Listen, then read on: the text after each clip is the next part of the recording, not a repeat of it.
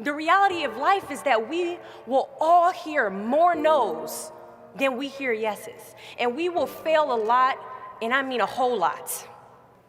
In the summer of 2009, I was 19 years old, working a summer position at Target between my freshman and sophomore year at undergraduate school. I was working in the women's clothing department, and I noticed a lady staring at me from across the aisle. I figured she probably had a few screws loose, so I attempted to ignore her very intense stares. She eventually manages to make her way a little bit closer and closer to me where I was working until she eventually walks up to me and says hello. I say the famous Target quote, which is, "Hi, may I help you find something?" So now anytime someone says that to you all in Target, you know it's their job to say it to you.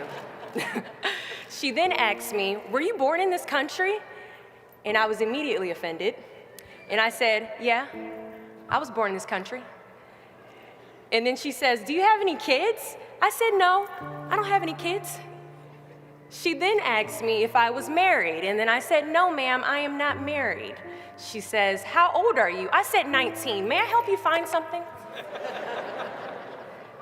She then says, "You are the most beautiful girl I have seen." And I said, "Oh, thank you." I didn't work that much on my makeup, but I did the best I could, but thank you.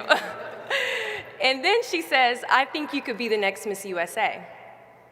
And I stare at her in pure disgust and said, "Pageants? You're telling me pageants, like Sandra Bullock, Miss Congeniality. Pageants? You think I should compete in pageants? I'm in the Army, okay? We don't do pageants in the Army." She then asked me to meet her at Starbucks the very next day before my next shift at Target. And she just wanted to do a little bit of explaining when it comes to what pageants is. And apparently I was a pretty open-minded 19-year-old because I actually agreed to meet her the very next day. The next day she brought this foot-tall stack of pageant books and proceeds to convince me to enter into a state pageant 3 months later. For those who do not know, when it comes to Miss USA, you have to win your state first, okay? So 3 months later, I compete in my first pageant, and I lose. I go back the second year, compete in the state pageant. I lose. Go back the third year, compete in the state pageant, and lose. Go back the fourth year, compete in the same pageant, and lose. I go back the fifth year, y'all.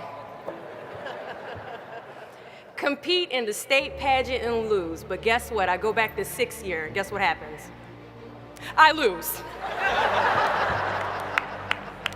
I called her on the phone and said, "You told me I could be the next Miss USA." And she says, "Deshauna, keep working, don't quit, keep going back." And in June of 2015, she passes away from leukemia. 6 months later, in December 2015, I win Miss District of Columbia, USA.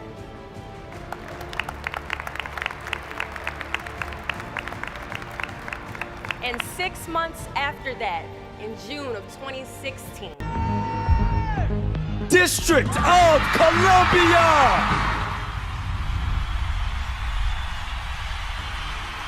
I become the first soldier to win Miss USA.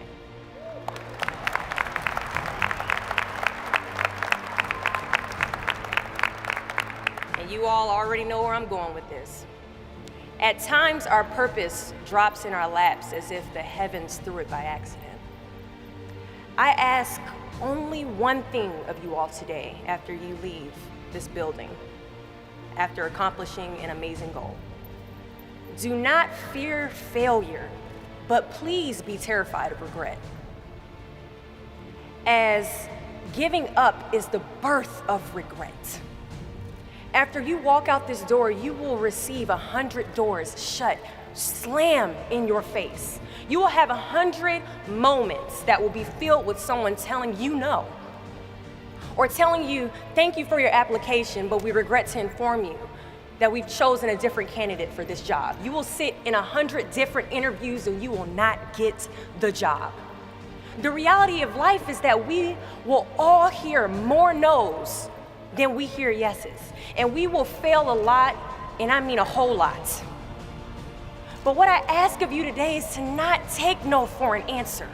Don't be afraid of no's. Be afraid of the possibility of a yes that you have prematurely destroyed because you decided to quit before the clock strikes 12.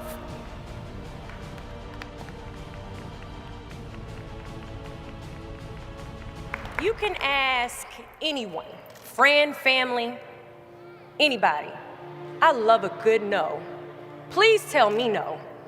Telling me no is like adding fuel to a fire that is now set ablaze because of your single no. I love additional reasons to work harder. Please give me a reason. So today I challenge you to fight, to work, to not stop here, to believe so heavily in your aspirations that you too will not fear the word no, but instead you will choose to welcome it.